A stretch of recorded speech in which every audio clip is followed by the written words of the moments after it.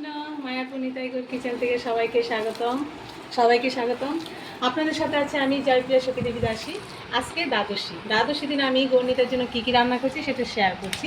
আজকে হচ্ছে আমাদের মাদুগুরি প্রসাদ। এই মাদুগুরি প্রসাদটা না অপূর্ব লাগে, আর এটা সব কিছু দিয়ে, তার জন্য এখানে প্রভুজি প্রসাদ মাখছে। আমি সব কুমড়ো ভাজা, পটল ভাজা, বেগুন ভাজা এগুলি দিয়ে দিলাম। আর গোবিন্দভোগ চালের অন্ন হতে হবে এই মাদুগুরি প্রসাদটা। এর সাথে এখন আমি উচ্ছের ডাল দিয়ে দিচ্ছি, এখানে উচ্ছের ডাল, তেঁতুর ডাল, আর এখানে দিয়ে দিচ্ছি পালং শাক।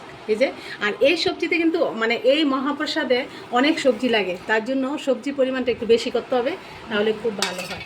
আর এখানে দিয়ে দিচ্ছি, এখানে পালং শাক দিয়ে দিলাম, আর এখানে লাউয়ের শুক্তো, এই যে লাউয়ের শুক্তোটা দিয়ে দিলাম।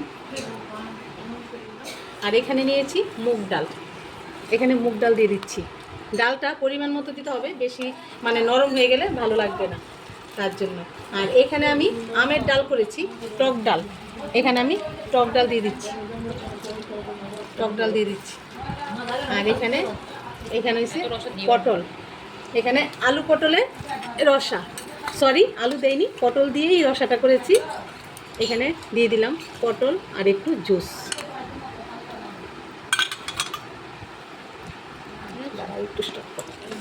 এটা হলো লাবড়া তরকারি, এটাকে আমরা অনেকে লাবড়া বলে, ডালনা বলে, মিক্স সবজি বলে, যেটাই বলো, এটা আমরা লাবড়া বলি।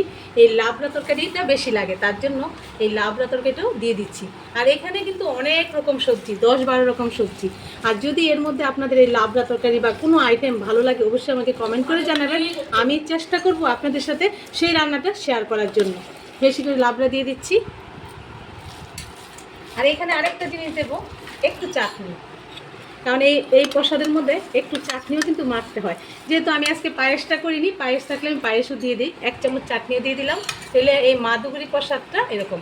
আর আমাদের প্রভুজি খুব সুন্দর মাখে, প্রভুজির হাতের মাখাটা এই প্রসাদটা অনেক সুন্দর টেস্ট হয়। এর জন্য এগুলো আজকে আমার সবই হয়ে গেল। আজকের ভিডিও এখানেই শেষ। আপনারা সবাই ভালো থাকবেন, সুস্থ থাকবেন। আবার দেখা হচ্ছে পরের ভিডিওতে। হরে কৃষ্ণ। আমাদের প্রসাদ মাখা কমপ্লিট হয়ে গেছে। এবার প্রভুজি সবকে দাব্বা করে সব প্লেটে দিচ্ছে সবার জন্য। আজকে আমাদের অনেক গেস্ট আছে, এই জন্য আমাদের অনেক প্লেট বাড়া হচ্ছে, অনেক প্রসাদ হচ্ছে। এই যে সব প্লেটে দিয়ে দিচ্ছে, সবাই আমরা এরকম করে খাবো। আপনারা এরকম একবার ট্রাই করবেন, ভগবানকে এরকম সুন্দর করে সব রকম রান্না করে ভগবানকে গোবিন্দভোগ চাল দিয়ে ভোগ লাগিয়ে সবাই প্রসাদ গ্রহণ করবেন।